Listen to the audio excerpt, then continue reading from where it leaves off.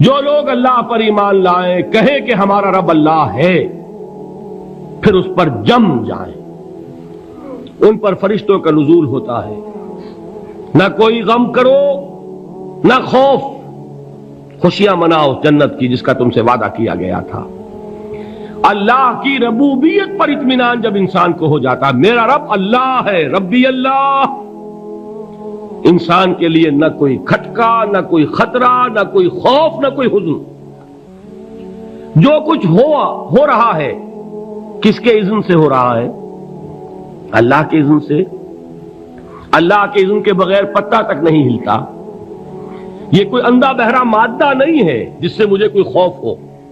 اندھا بھینسا چلا رہا ہو اس سے تو ڈرنے کا ہر انسان کو ڈرنا چاہیے، نہ معلوم کس کو ٹکر مار دے، لیکن نہیں، اس کائنات کو چلانے والا ایک سمیع و بصیر خدا ہے، وہ جو میرا دوست ہے، میرا ولی ہے۔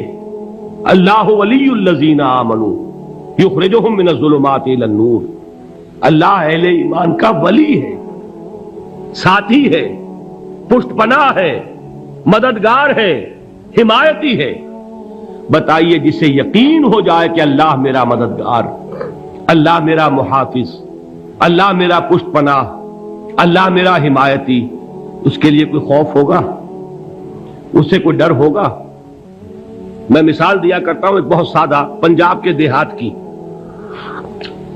تو بڑا چودھری ہے اور کوئی غریب کسان ہے، اس غریب کسان کے جانوروں کو ہر وقت اندیشہ ہوگا چوری کا، کوئی میری بھینس کھول کر نہ لے جائے، کوئی میرا بیل کھول کر نہ لے جائے۔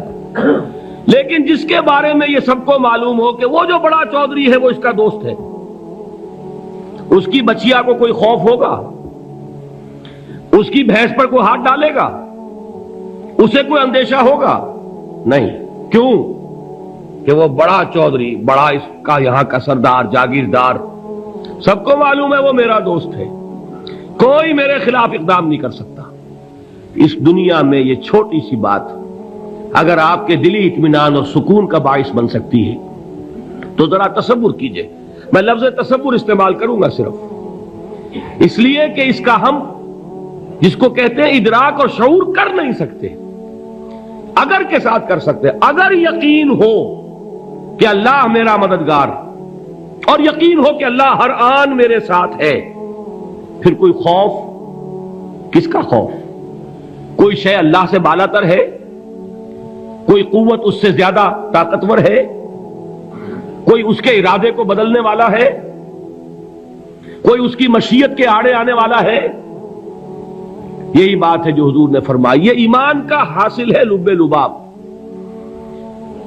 کہ دیکھو اچھی طرح اس بات کو ذہن نشین کر لو، اگر تمام انسان مل کر تمہیں کوئی نقصان پہنچانا چاہے نہیں پہنچا سکتے، مگر جو کچھ اللہ نے لکھ دیا ہو، اور تمام انسان مل کر تمہیں کوئی نفع پہنچانا چاہیں نہیں پہنچا سکتے، مگر وہ شے جو اللہ نے طے کر دی ہو۔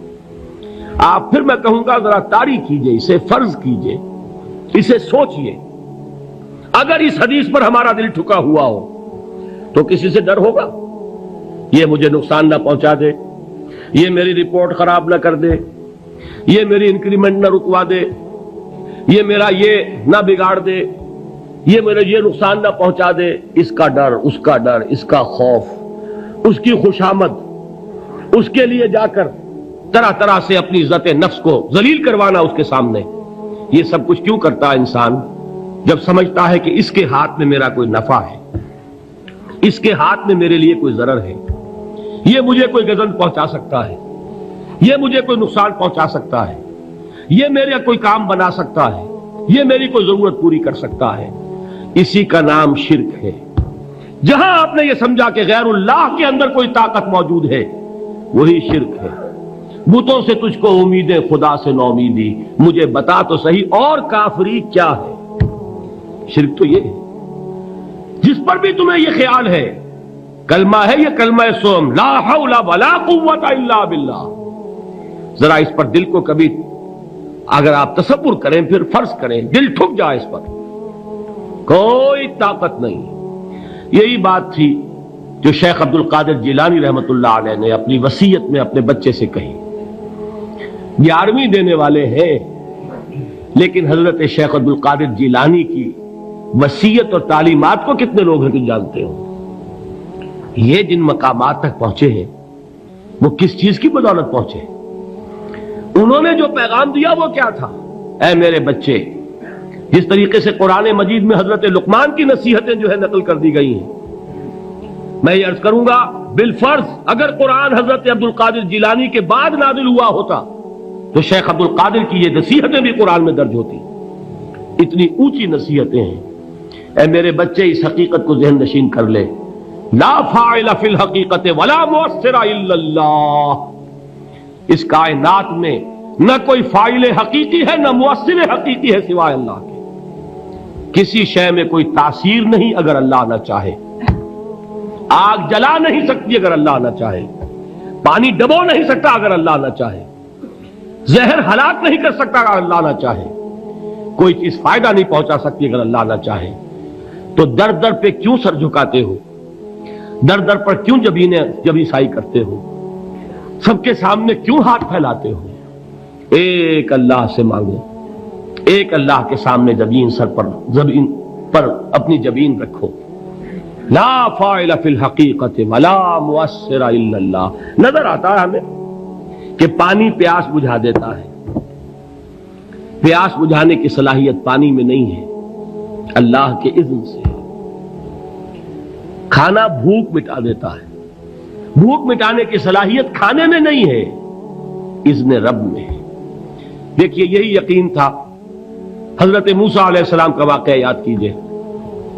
سامنے سمندر آ گیا ہے، قوم دیکھتی ہے پیچھے کہ گرد و غبار کا طوفان ہے۔ معلوم ہوا کہ فرعون اپنے لشکر سمیت آ گیا ہے۔ لشکر جب چلتا تھا تیز رفتاری کے ساتھ تو گرد و غبار کا جو طوفان اٹھتا تھا اس کا تصور کیجیے، اور لمحہ بلمحہ وہ قریب آ رہا ہے۔ پوری قوم نے کیا کہا؟ اے موسیٰ انا لمدرکون، اے موسیٰ ہم تو پکڑے گئے۔ قرآن مجید نے تو یہاں وہ باتیں نہیں لکھی ہیں، لیکن تورات میں یہ درج ہے کہ بنی اسرائیل جھگڑنے لگے، دست و گریبان ہو گئے موسیٰ کے ساتھ۔ موسیٰ ہمیں یہاں مروایا لا کر، اس سے تو ہم ہی بہتر تھے، وہاں کھانے کو ملتا تھا، زندگی تو تھی، بیگار ہم کر رہے تھے، موت تو نہیں تھی۔ اب جو کچھ ہوگا اس کا تصور کرو، جس طریقے سے ہمارے ٹکڑے اڑائے جائیں گے۔ تو لڑ رہے ہیں حضرت موسیٰ علیہ السلام سے۔ یہ تورات کی تفصیل ہے، قرآن میں صرف اتنا آیا ہے، پریشان ہو کر انہوں نے کہا انا لمدرکون، موسیٰ ہم تو پکڑے گئے۔ اس وقت موسیٰ کا جواب کیا ہے؟ کلا ان معی ربی سیہدین، نہیں، میرے ساتھ میرا رب ہے، وہ راستہ دے گا۔ بتائیے کہاں راستہ نظر آ رہا ہے؟ یہ ہے ایمان بالغیب۔ راستہ نظر نہ آئے تب اللہ پر یقین ایمان ہے۔ جیب میں پیسے ہوں اور تب دل کو اطمینان ہے تو ایمان کس پر ہوا؟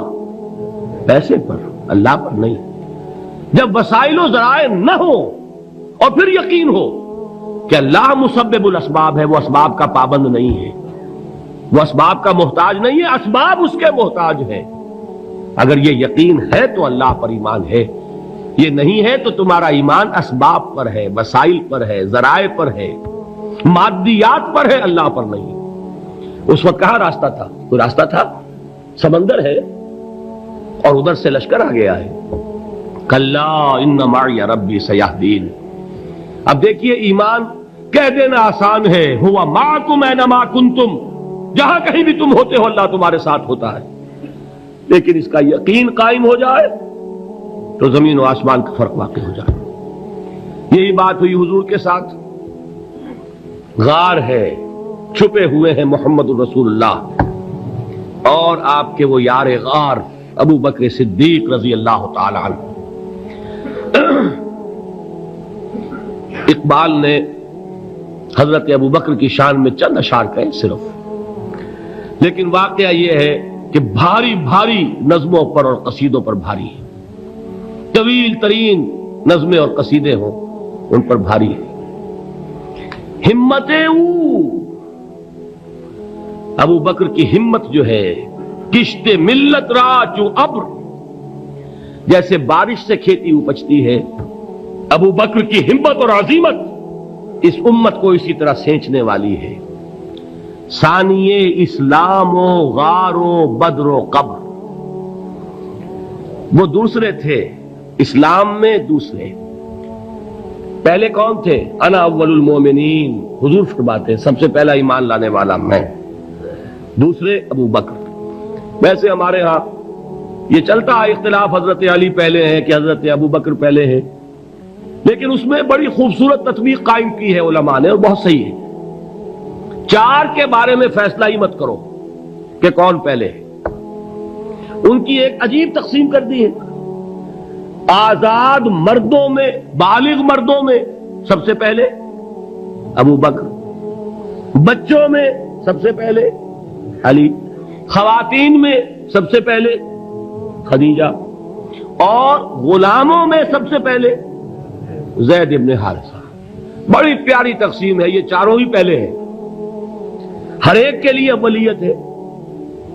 اور واقعہ یہ ہے کہ اگر زمانی اعتبار سے تعین ہوگا تو پہلے خدیجۃ الکبریٰ آئیں گی رضی اللہ تعالی عنہ. کسی اور سے بات کرنے کی نوبت بعد میں آ سکتی ہے، پہلے تو اہلیہ محترمہ سے بات ہوئی. آتے ہی پہلی وحی ہوئی ہے، ابھی تبلیغ کا حکم نہیں تھا. کس کو بتایا واقعہ؟ ابھی اپنی نبوت کی تبلیغ کا تو حکم ہی نہیں آیا. واقعہ کس کا ہے؟ وہ خدیجہ کا ہے. جب کہا ہے کہ خشیت علی نفسی، مجھے اپنی جان کا اندیشہ ہے، تو کیا جواب دیا خدیجہ نے رضی اللہ تعالی عنہا؟ وہ صدیقۃ الکبریٰ ہے. صدیقات جو ہے خواتین، ان میں چوٹی پر خدیجۃ الکبریٰ ہے رضی اللہ تعالی عنہا. اور صدیق جو مرد ہیں ان میں صدیق اکبر ہے ابو بکر صدیق رضی اللہ تعالی عنہ. لیکن صدیقات میں چوٹی پر. جب حضور نے فرمایا خشیت علی نفسی، کیا فرمایا؟ کیا عرض کیا؟ کیسے تسلی دی؟ نہیں نہیں، اللہ آپ کو ضائع نہیں کرے گا. آپ غریبوں کے ہمدرد ہیں، آپ مساکین کے تکالیف رفع کرنے والے ہیں، آپ بیواؤں کی سرپرستی کرتے ہیں، آپ مسافروں کی خدمت کرتے ہیں. اللہ آپ کو ضائع نہیں کرے گا. یہ یقین ہے اس خاتون کے اندر. خیر وہ ایک علیحدہ بات ہو جائے گی. میرے دل پر حضرت خدیجہ رضی اللہ تعالیٰ عنہ کی شخصیت کا بڑا گہرا نقش ہے، جو وہ کوئی اور ہی وقت اور موقع ہوا تو بیان ہوگا. بہرحال اقبال نے ایک مصرے میں جو 4 اولیتیں جمع کر دی ہیں، ہمتیں او کشت امت را چو ابر، ثانی اسلام و غار و بدر و قبر. اسلام میں حضور کے بعد پہلے کون؟ ابو بکر. غار میں حضور کے ساتھ کون؟ ابو بکر. بدر کی رات اللہ کا رسول سربسجود، وہ جھاڑ، وہ گھاس پھوس کی جو جھوپڑی بنائی گئی تھی، اور وہاں تلوار ننگی لے کر پہرا دینے والا کون؟ ابو بکر. اور اس حجرہ عائشہ میں محمد کے بعد سب سے پہلے دفن ہونے والا کون؟ ابو بکر رضی اللہ تعالی عنہ وصلی اللہ علیہ وسلم. وہ جو معاملہ میں سنا رہا تھا غار ثور کا، حضرت ابو بکر بھی حضور کے خیال سے لرز گئے ہیں. آپ کو یاد ہوگا کہ جا کر پہلے تمام جتنے سوراخ تھے انہیں بند کیا ہے. ایک سوراخ رہ گیا تھا جس کو بند کرنے کے لیے کوئی کپڑا نہیں تھا. وہاں اپنی ایڑی رکھی ہے، تب کہا ہے حضور سے تشریف لائیے، اور اپنے زانو پر حضور کو لٹایا ہے. اور وہاں کسی موذی جانور نے کاٹا ہے، حضور کی آنکھ لگ گئی تھی. اس وقت اس بل کے اندر جو بھی بچھو ہے، کیا ہے واللہ عالم، اس نے کاٹا ہے. اس کی تکلیف کی وجہ سے ابو بکر کی آنکھوں سے آنسو ٹپک گئے. حضور کے چہرے مبارک پر پڑے ہیں تو حضور جاگے ہیں، معاملہ کیا ہے؟ ایڑی نہیں ہٹائی وہاں سے، مبادا وہ جانور وہاں سے نکل کر محمد الرسول اللہ کو کوئی گزن پہنچا دے. ابو بکر کی ایڑی ہے، جس طرح چاہے کھا لے، ختم کر دے، جان نکل جائے تب کوئی آنچ آئے محمد پر تو آئے، لیکن جیتے جی نہیں. وہ ہے ابو بکر. حضور کے خیال سے اس وقت حضور نے پھر اپنا لعاب دہن لگایا ہے، اور اس سے پھر آپ کی تکلیف ختم ہوئی. جیسے خیبر میں حضرت علی کی آنکھ دکھ رہی تھی، اس کو جو شفا حاصل ہوئی ہے وہ بھی حضور کے لعاب دہن سے ہوئی۔ تو بہرحال اس وقت انہوں نے کہا ہے کہ اے نبی یا رسول اللہ، اگر اس وقت ان میں سے کسی نے غیر ارادی طور پر بھی اپنے قدموں کی طرف جھانک لیا تو پکڑے جائیں گے۔ کیا جواب تھا اللہ کے رسول کا؟ لا تحزن ان اللہ معنا، اللہ ہمارے ساتھ ہے، کیوں گھبراتے ہو ابو بکر؟ یہ ہے ایمان باللہ، میرا مالک اللہ، میرا رازق اللہ، میرا محافظ اللہ، میرا مددگار اللہ، میرا پشت پناہ اللہ، میرا دوست اللہ۔ یہ دوستی ہے اللہ کی جو لب لباب ہے، حاصل ہے ایمان کا، اسی کا نام ولایت ہے۔ اولیاء اللہ کے سروں پر سینگ نہیں ہوتے، جس کے دل میں ایمان راسخ ہو چکا ہو وہی اللہ کا ولی ہے، جسے اللہ پر یقین ہو چکا ہے وہی اللہ کا ولی ہے، جسے یقین ہے اللہ میرے ساتھ ہے، میرا مددگار، میرا پشت پناہ، میرا ساتھی، میرا دوست، میرا محبوب، میرا محب۔ اللہ اہل ایمان سے محبت کرتا ہے۔ واللہ یحب الصادقین، ان اللہ یحب الذین یقاتلون فی سبیلہ صفا کانہم بنیان مرصوص۔ اللہ محبت کرنے والا، اہل ایمان محبوب، اور اہل ایمان محبت کرنے والے اللہ محبوب۔ والذین آمنوا اشد حبا للہ۔ آپ تصور کیجئے جسے یہ رشتہ ایمان یا رشتہ ولایت حاصل ہو جائے، الا ان اولیاء اللہ لا خوف علیہم ولا هم یحزنون، آگاہ ہو جاؤ، اللہ کے دوستوں کے لیے نہ کوئی خوف ہے نہ کوئی حزن ہے۔